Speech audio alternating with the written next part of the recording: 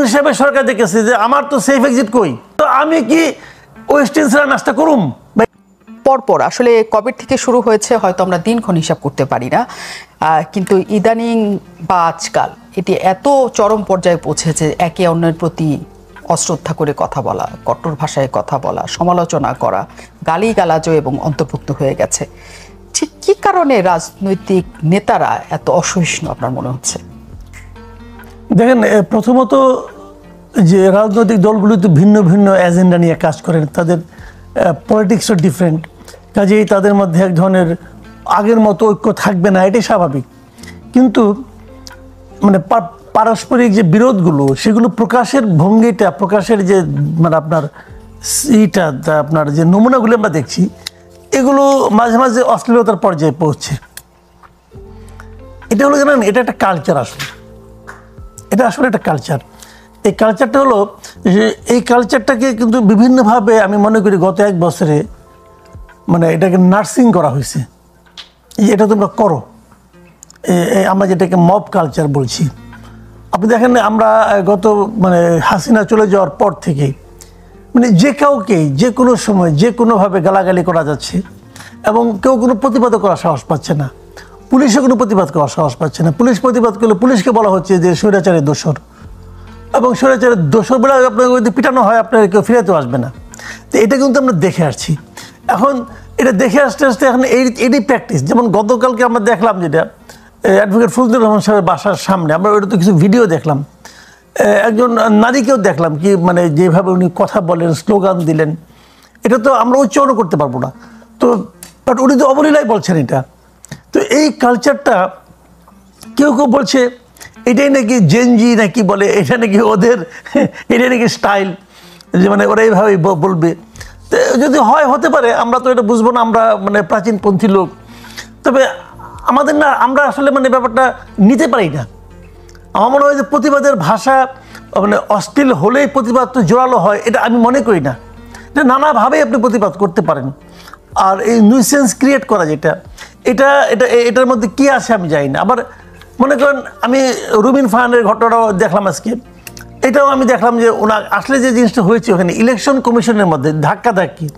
প্রথম আলোর একটা ভিডিও দেখলাম, একটা মানে ভদ্রলোক পাঞ্জাবি পরা, দাড়িওয়ালা, টুপি পাথা, উনি দেখলাম যে পেছন থেকে যে রুবিন ফাহানাকে টান দিলেন। টান দেওয়ার পর অনেক লোক থেকে ফেরানোর চেষ্টা করলেন। দেখেন, এটাকে কেন্দ্র করে আবার হাসনাত আবদুল্লাহ অনেক কথাবার্তা বললেন। এখন এগুলো বললে হয় কি, মানুষের তো ধৈর্যেরও একটা সীমা আছে, কিন্তু তারপরেও যে সমস্ত কথাবার্তা হচ্ছে পরস্পরকে, মানুষকে না আসলে এটা খেয়াল করা দরকার যে আসলে আমি কে, আমি কি বলতে পারি, আমি কি ভাবতে পারি, আমার সব ভাবনাকে আমি প্রকাশ করতে পারি। এটাও তো আমার অবস্থান, আমার যাই কোথায় বসে বলছি, আমার নিজস্ব কালচারাল যে আপনার মানে যে স্কুলিংগুলি, এগুলোর উপর নির্ভর করে। তো আমি মনে করি যে এটা আসলে থামানো উচিত। কিন্তু আপনি বলছেন যে এটা জেনজি কালচার অনেকে বলে। হ্যাঁ, জেনজিরা অবশ্যই যে স্লোগান দিচ্ছে, আপনি যেটা বললেন যে আমরা মুখেও আসলে উচ্চারণ করতে পারবো না, কিন্তু আবার অন্যদিকেও আমরা ফজলুর রহমানের কথা যদি বলি, যে ভাষা তিনি ব্যবহার করেন বা যেসব উপাধি বলেন বা কি বলবো এটা সম্বোধন বলেন, যেসব শব্দ তিনি ব্যবহার করেন, সেগুলো যে খুব বেশি কি আসলে অন্যজনের প্রতি শ্রদ্ধা রাখা বা বলা যায় যে এই ভাষাগুলি ব্যবহার করা উচিত কিনা? সমালোচনার ভাষা কিন্তু ভিন্ন ভিন্ন হবে। হ্যাঁ, হবে। এটা মনে করেন আমি একটা আপনার সমালোচনা করছি, আমার এই সমালোচনার মধ্যে কতটুকু লজিক আছে, কতটুকু ইমোশন আছে, এর উপরে কিন্তু অনেক কিছু নির্ভর করবে। আমি যদি ইমোশনাল হয়ে যাই তখন এক ধরনের ভাষা হবে, কিন্তু আপনি যতভাবে আমাকে বলান না কেন এর মধ্যে কিন্তু অশ্লীলতা ঢুকানো যাবে না। মানে কিছু কিছু শব্দ আছে যেটা নাকি আপনি মানে প্রকাশ্যে বলতেই পারবেন না, নিশ্চয়ই, তাই না? সেটা আমাদের ওই জায়গাটা আমাদের নিয়ন্ত্রণ করতে হবে। আর আবেগ তো থাকতেই পারে, আবেগ উনি যেগুলো বলেছেন হয়তো ওইভাবে অনেকে শুনতে ভালো লাগে না, উনিও এই জন্যই তো ওনাকে শোকজ করা হয়েছে।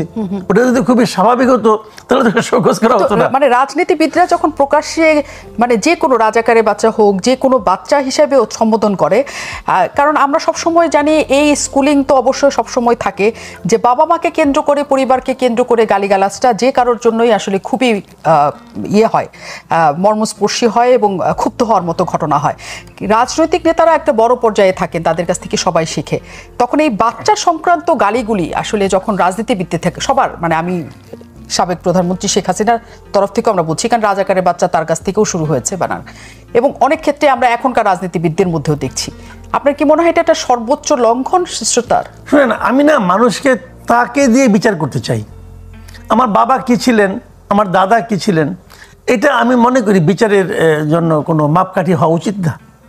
এটা পরিষ্কার, হাজির ছেলে পাজি হয় ভাই, বহুত আছে এরকম।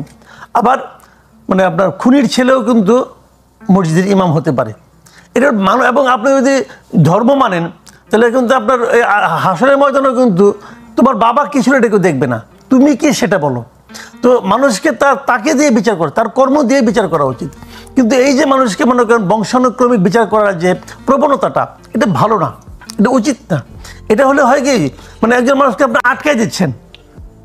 আমার বাবা রাজাকার হতে পারেন, কিন্তু তার মানে আমি কি দেশপ্রেমিক হতে পারবো না? কাজে আমাকে মনে হয় যে ওভাবে বলাটা আমি মনে করি ঠিক না।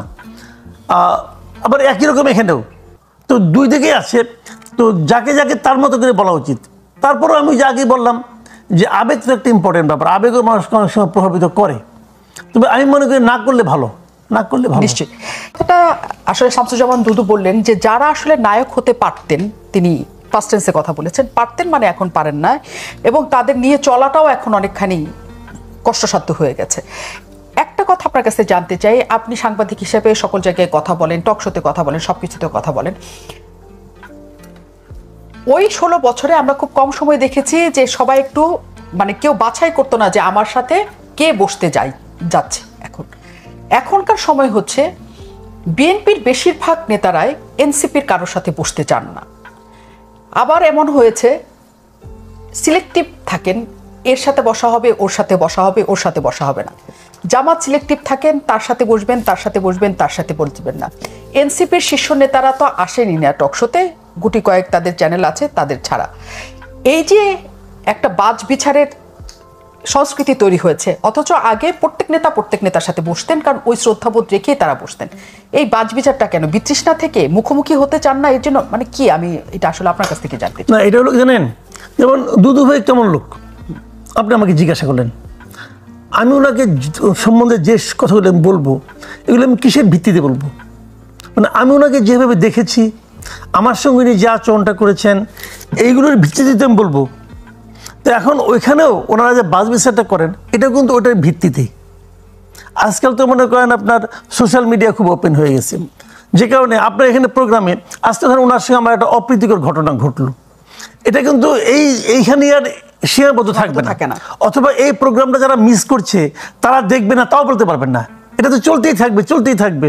আপনারা তো কিছু একটা যদি মানে বেশি আলোচিত হয়ে যায়, ওটা অন্যরা বা কপি করে তাদের মতো করে চালাচ্ছে।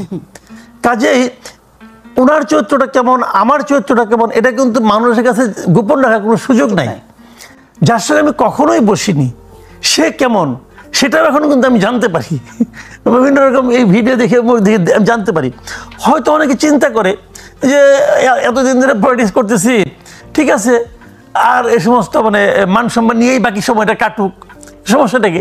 এটা যদি কেউ ভাবে, যদি এটা কেউ সতর্ক থাকে, তাহলে এটা অন্যায় কিছু না। এটা তো আগে আমরা এত দেখতাম না, মানে এতখানি বাজ বিচার আগে দেখতাম না দুটা কারণে। এক নম্বর কারণ হলো আগে জিনিসগুলো এতটা প্রকাশিত হতো না, এক নম্বর। আর দ্বিতীয় কারণ হলো আসলে কিছু ছেলে মেয়েদের মধ্যে দেখেন ভাই, বয়সের একটা ব্যাপার আছে কিন্তু। কারণ আমি দুদু ভাইকে দুদু ভাই বললাম কেন? উনি কি আমাকে বলছে আমাকে ভাই ডাকো? বলে নাই তো আমি ডাকলাম কেন? আমি এটা জানি যে উনি আমার সিনিয়র, ইউনিভার্সিটিতে যখন আমি পড়তাম তখন উনি বড় নেতা, আমরা ভোট টোট দেখি আর কি। তো সেই হিসেবে ভাই ডাকি। আমি যে ওনাকে ভাই ডাকি উনিও জানতেন না, কিন্তু আমি তো জানি ওনাকে, আমাকে জানার ওনার কোনো কারণ নাই, কিন্তু আমি তো ওনাকে জানি।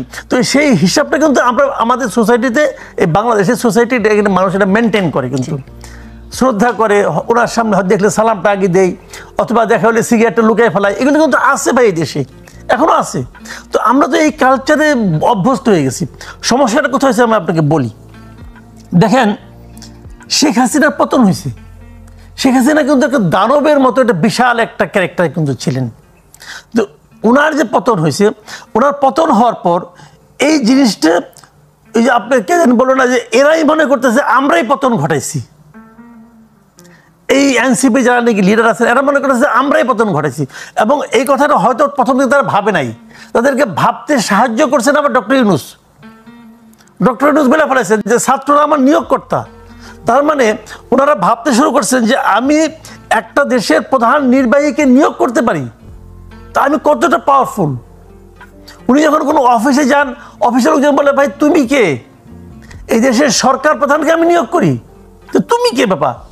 তো এই যে প্র্যাকটিসটা আপনি দেখবেন, এদের কথাবার্তা দেখবেন ওরকম। কিন্তু তো এই যে ওরা মনে করছে এখন বয়সটা ভাই যত কথাই বলেন বয়সটা ভাই কম বয়স না, তো এখন ওই কম বয়সে হাতে এক লোকের হাতে এত ক্ষমতা আপনি দিয়ে দিচ্ছেন। ওই যে আপনার মনে আছে ওই যে একটা ছেলে যে ধরা পড়লো 5 লাখ টাকা নিয়ে, যে ছেলেটার নাম কি ভুলে গেছি আমি, সে তার না অপু আরেকজন ছিল যে এই করছে, আর যাকে প্রথম ধরলো আর কি হ্যাংলা পাতা সেটা, যে ও কি বললো পুলিশের কাছে, ও বলতেছে যে আমি গরিবের ছেলে, এত টাকা দেখে আমার তো মাথা খারাপ হয়ে গেছে। তো এটা তো ওর তো একদম এটা অনেস্ট, কিন্তু অনেক বোধ, মানে এই উপলব্ধি এটাই কিন্তু হয়েছে ঘটনা। এখন এদেরও একই অবস্থা হয়েছে। আমার বয়স 29 বছর, আমি পেয়ে গেছি 3টা মন্ত্রণালয়, তো আমি কি ওয়েস্টার্ন ছাড়া নাস্তা করুম ভাই? এটা হয় নাকি ভাই? এটাই রিয়েলিটি। আমার নাস্তাও ওয়েস্টার্নে, আমি যদি মানে কোনো বিনোদন করি তাও আমি ওয়েস্টার্নেই যাবো, তো আমি তো ওই পর্যায়ে চলে গেছি। তো এই জিনিসটা নিজেকে কন্ট্রোল করতে পারে না, এটা বয়সজনিত সমস্যা, এটা হবে। কিন্তু এই বয়সজনিত সমস্যা যদি তাদের থেকে থাকে, এখন যে কারণে মনে করেন আপনি, ওনারা তো হাসিনাকে মানে নাই, হ্যাঁ, তো শামসুজ্জামান দুদুকে যে তাকে মানে আমাদের আসলে যে জায়গাটা আছে সেটা হচ্ছে যারা এই বুঝিনি আপনার প্রশ্নটা হচ্ছে এই যে এনসিপির কথাই আমরা ধরি, হ্যাঁ, বা বৈষম্য বিরোধী ছাত্র আন্দোলন যারা আছে, তারা হচ্ছে হিরো হতে পারলো না এমন একটা ব্যাপার প্রচলিত আছে, যে তারা শেষ পর্যন্ত হয়ে উঠে নাই, এবং সকল রাজনৈতিক দলের সাথে তাদের বিভেদ আছে। এটা বলা হয় যে সবাইকে তারা নাড়িয়েছে, মানে যে শব্দটা প্রচলিত, এই কারণে সকল রাজনৈতিক দলের সাথে তাদের একটা দূরত্ব তৈরি হয়ে গেছে শেষ পর্যন্ত। আসলেও তারা ছন্ন ছাড়া বিচ্ছিন্ন একটা দলে পরিণত হয়েছে, নাকি আসলেও তারা বাংলাদেশের রাজনীতিতে এখনো গুরুত্বপূর্ণ ভূমিকায় আছে?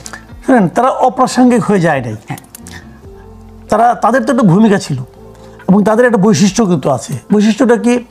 আমি কিন্তু তাদের চিন্তা ভাবনা যখন দেখি, তাদের বিভিন্ন রকম মানে আপনার কথাবার্তা শুনি, আমার কাছে কিন্তু মনে হয় তারা বেশ পড়াশোনা করা এবং গোছানো, কোনো সন্দেহ নাই। তাদের মধ্যে এক ধরনের অসহিষ্ণুতা কাজ করেছে, এটা হলো আমার বিবেচনা আর কি। হঠাৎ করে মানে অসময়ে অনেক কিছু পেয়ে যাওয়ার কারণে এটার ভার তারা বহন করতে পারে নাই, যে কারণে তাদের মধ্যে এই কাজটা বেসিক্যালি আসলে এই স্টুডেন্টগুলির এই সম্ভাবনাটাকে নষ্ট করেছে ডক্টর ইউনূস নিজে, একদম নিজে হাতে এদেরকে সে নষ্ট করছে, এবং উনি নষ্ট করেছেন ওনার স্বার্থে। ওনার ব্যক্তিগত কিছু স্বার্থ ছিল, সেই স্বার্থে এদেরকে ব্যবহার করেছে এবং এদেরকে নষ্ট করে দিয়েছে, একদম শেষ করে দিয়েছে। কি স্বার্থ ছিল ডক্টর ইউনূসের? অনেক স্বার্থ। দেখেন, একটা হলো মানে জাতীয়, ওনার ব্যক্তিগত স্বার্থ, এক হলো আন্তর্জাতিক স্বার্থ। উনি যে ক্ষতিটা করছে, এটা বলতে গেলে একটু সময় লাগবে, কিন্তু আপনি আমাকে ছোট করে যদি বলেন, ছোট করে বলতে গেলে বড় কথা বলা যাবে না, তাহলে আমি সংক্ষেপে বলি। সংক্ষেপে বলে উনি এই পার্টিটার গায়ে একটা ট্যাগ লাগাই দিচ্ছে, আমি বলেছি দল করতে, যে কারণে এদের গ্রহণযোগ্যতাটা একদমই মানুষের মধ্যে নাই হয়ে গেছে। দ্বিতীয় যে জিনিসটা হয়েছে, এদের হাতে অপরিমিত ক্ষমতা দিয়ে দিয়েছে, লিখিতভাবে দেয় নাই, কিন্তু তারা ক্ষমতাটা পেয়ে তাদের মাথা খারাপ হয়ে গেছে। এবং যে কারণে তারা করেছে কি, সচিবালয়ে সাংবাদিকরা ঢুকতে পারে না, ওরা ঢুকতে পারে। তো ওরা ওখানে যে কি করে তদবির করেছে, অনেক ডিসি বদলি হয়েছে এদের সুপারিশের কারণে, এদের মাধ্যমে। এরা কি জানে কাকে কোথায় ডিসি দিতে হবে, তো ওখান থেকে তারা কিন্তু অনেক সুযোগ সুবিধা পেয়েছে, তো এইগুলো তাদের দিয়েছে।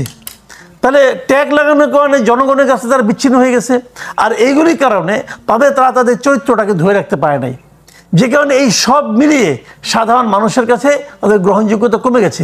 তারা যদি এর থেকে বেরিয়ে আসতে পারতো, তাহলে কিন্তু তাদের এখনও সম্ভাবনা আছে।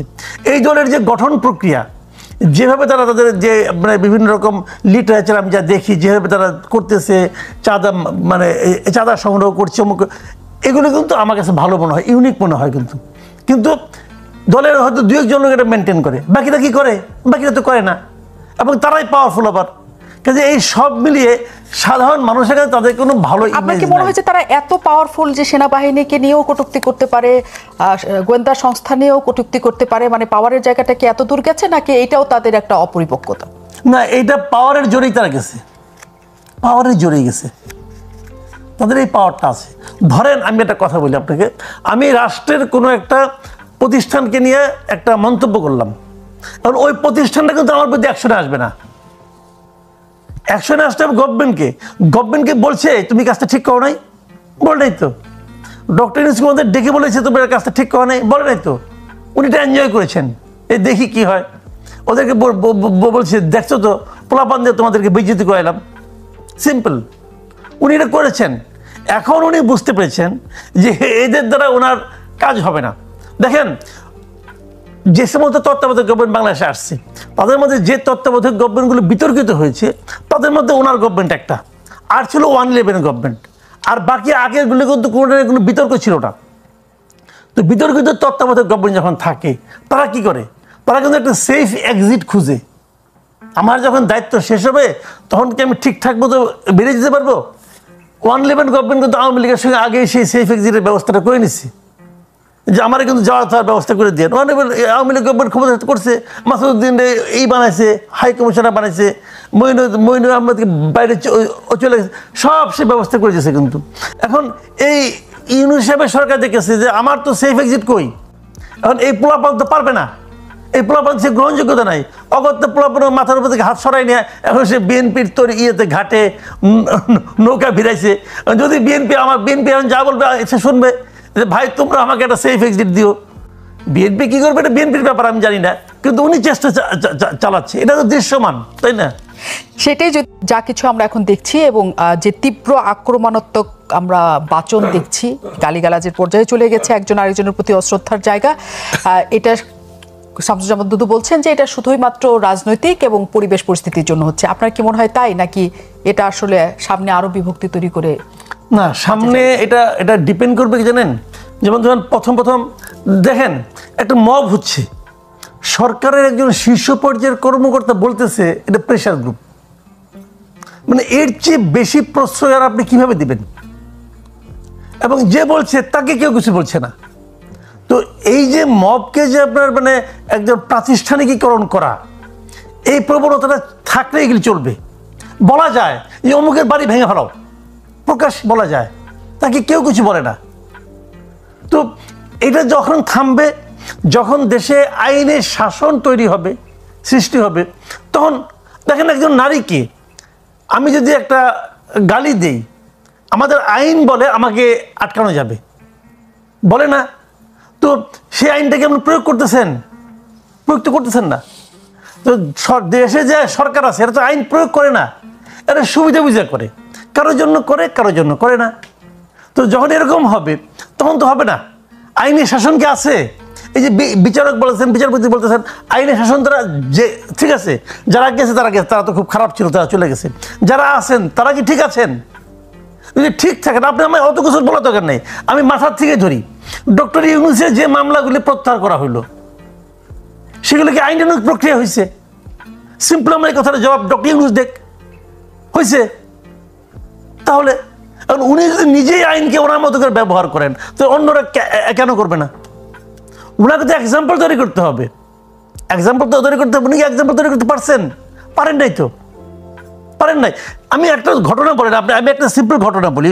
ডক্টর ইউনূসের সেই 666 কোটি টাকার যে মামলাটা, রায় তো হয়ে গেছিল, এখন রায় লিখবে, লিখার আগেই এর মধ্যে সরকার চেঞ্জ হয়ে গেছে। এখন বিচারক রায় লিখতে করেন, বিব্রত বোধ করতেছেন কেন? কেন? তাহলে আগের রায়টা ঠিক ছিল না? যদি আগের রায়টা ঠিক না থাকে ওই বিচারকই তো, এটা তো অন্য আদালত না, তাহলে ওই বিচারক তারা এখন বিচার কিভাবে করে? ঘটনাটা কি ভাই? তো এটা তো হলো না। তার মানে ওইটাকে আমি আমার জায়গায় অপছন্দ, তাকে আমি সরাই দিলাম, তাকে রাখলাম, এখানে আমার অনুকূলে আমি সব নিয়ে নিলাম। তো এই যে বিষয়টা, এই যে প্র্যাকটিসটা, এই প্র্যাকটিসটা আপনি করবেন, আমি দেখবো, আমি কিছুই বুঝবো না। আমি কি ভাত খাই না? আমি তো ভাত খাই রে ভাই। তো আমি যখন দেখবো তখন আমিও করি, উনিও করুক, সবাই করুক। এখন এটা চলছে। যখন আইনের শাসন কায়েম হবে দেশে, যদি সেরকম শাসন কখনো কায়েম হয়, এগুলি কিচ্ছু থাকবে না। শামসুজ্জামান দুদু, আপনাদের দল থেকে মানে বিএনপি থেকে অনেককে আমরা কারণ দর্শানোর রুচি দেখেছি, আগেও দেখেছি, বরকতুল্লাহ বুলুকে দিতে, ফজলুর রহমানকে দিতে দেখছি। মনে হচ্ছে একটা কঠোরতা অবলম্বন করা হচ্ছে, অন্তত প্রশ্ন মানে শব্দ প্রয়োগের ক্ষেত্রে বা সকল কিছুর ক্ষেত্রে। বিএনপির এই যে অবস্থান, এবং আপনি বলছেন রাজনৈতিক বক্তৃতার ক্ষেত্রে এসব শব্দ আসতে পারে, অনেক ভাষা আসতে পারে, কারণ অনুসারীরা সেটা শ্লীলতার মধ্যে থেকে এখন বিএনপির এই অবস্থানটা কি আপনারা সবাই একমত? আমরা তো গণতন্ত্রের জন্য দীর্ঘ একটা লড়াই, আগেরটা বাদ দিই, 16 বছর থেকে যে লড়াইটা আমাদের নেত্রী 6 বছর মানে একেবারে মিথ্যা মামলায়, সাজানো গোজানো মামলায় 6 বছর জেলে ছিলেন। অবস্থার পরিবর্তন না হলে 10 বছরই তাকে জেলে হয়তো মৃত্যু হতে পারত, আল্লাহ রক্ষা করছে। এরকম অসংখ্য ঘটনা আছে। আমি মনে করি বাংলাদেশের সম্ভাবনা, সেটা গণতান্ত্রিক রূপান্তরের যে জায়গাটা আমরা পাইছি, অর্থাৎ স্বৈরতন্ত্রের পতনের মধ্য দিয়ে, সেই গণতন্ত্রের রূপান্তরে আমরা যাব নাকি সেটা ধ্বংস করব। অর্থাৎ মব সংস্কৃতি এটা কোনোভাবেই আইনগত কোনো ঘটনা না। আমি এটা বিচার করলাম, ঘোষণা করলাম, শাস্তি দিলাম, এটা আমি বা আমার একটা উপদল, এটা কোনো আমরা শুরু থেকে আমার দল বিএনপি এই মবতন্ত্রের বিরুদ্ধে কথা বলছে এবং ভূমিকাও রেখেছে কোনো কোনো ক্ষেত্রে। আমি ব্যক্তিগতভাবে মনে করি যারা এখন প্রশাসনে আছেন শীর্ষ ব্যক্তি হিসাবে ডক্টর ইউনূস সাহেব, তিনি রাজনীতির লোক না, তিনি শুধু ব্যবসাদার না, বিশ্বব্যাপী ব্যবসা করে বেড়ান। তিনি আমার কাছে মনে হয়েছেন যিনি এই সরকার দ্রুত যদি আইনের শাসন প্রতিষ্ঠা করতে চাই, তাহলে সেটি হচ্ছে নির্বাচনের মানুষের ভোটাধিকার ফিরিয়ে দেওয়া, এবং তারাই তাদের নেতা নির্বাচন, তারাই তাদের সরকার নির্বাচন করতে পারবে। আইনের শাসন প্রতিষ্ঠার একটা সম্ভাবনা তৈরি হবে। কিন্তু আমরা যদি সেই দিকে না যাই, অর্থাৎ গণতান্ত্রিক সংস্কৃতি প্রতিষ্ঠার উদ্যোগ না নিই, অর্থাৎ হঠাৎ করে আপনি কিছু পেয়ে যাবেন, এটা যদি আমরা চিন্তা করে থাকি, যেমন আপনাকে খুব একটা পোশাকের কথা বলি, এখন আমি আন্দোলন করেছি, আমি গত সময়টাকে স্বৈরতান্ত্রিক ব্যবস্থা হিসাবে তাহলে আমার গণতান্ত্রিক সিমটম থাকতে হবে, সেই সিমটম আপনার বিচার অঙ্গনে থাকতে হবে, সর্বক্ষেত্রে রাজনৈতিক ক্ষেত্রে থাকতে হবে। কিন্তু আমার শ্বশুরকে যদি আমি মনে করি উপযুক্ত, যদি সত্যিকার উপযুক্ত হয়, তাকে আমি প্রদান করতে আমি দ্বিধা করব না। কিন্তু শুধুমাত্র আমার শ্বশুর হওয়ার কারণেই তাকে এমন একটা জায়গায় আমি নিয়ে যাচ্ছি যে জায়গাটা খুব বিতর্কিত হতে পারে। আমার আন্দোলনে বা আমার নেতৃত্বে আমার ভূমিকা আছে বলে আমি তাকে প্রতিষ্ঠা করছি। বরঞ্চ এটা না হয়ে আমার এই আত্মীয়কে বাদ দিয়ে যদি অন্য লোককে জায়গায় প্রতিষ্ঠা করতে পারতাম, তাহলে নেতা হিসাবে সত্যিকারে তার ভূমিকা মানুষ শ্রদ্ধার চোখে দেখত। সেই জিনিসটা এখন কিন্তু আমি আজকের ঘটনার প্রেক্ষিতে বললাম, আমি কাউকে অশ্রদ্ধা করছি না বা তার ভূমিকা রাখছে, কিন্তু এটা কেউ ভালো চোখে দেখছে, এটা আমার কাছে মনে হয় নিশ্চয়ই। এবং এই নেতা হয়ে ওঠার ঘটনাটা, সেটাই সবাই বলছে যে ক্ষমতা থাকলে সেটা স্বজনদের সেটাতে ভাগ দিতে হবে। হাসিনার সঙ্গে এখনকার নেতাদের পার্থক্য থাকতে হবে তো, নিশ্চয়ই। তার পরিবারই এটা গ্রাস করছিল, এখন আমাদের পরিবারগুলো এগুলো গ্রাস করবে, এটা তো হয় না, হইতে পারে না। এটাই হচ্ছে কথা, এবং সেটা নিয়েই আসলে দ্বন্দ্বের শুরুটা হয় এবং দূরত্বটা তৈরি হয় রাজনৈতিক দলের মধ্যে। সেটা কমতে থাকুক আস্তে আস্তে, সবাই সবাইকে শ্রদ্ধা করুক।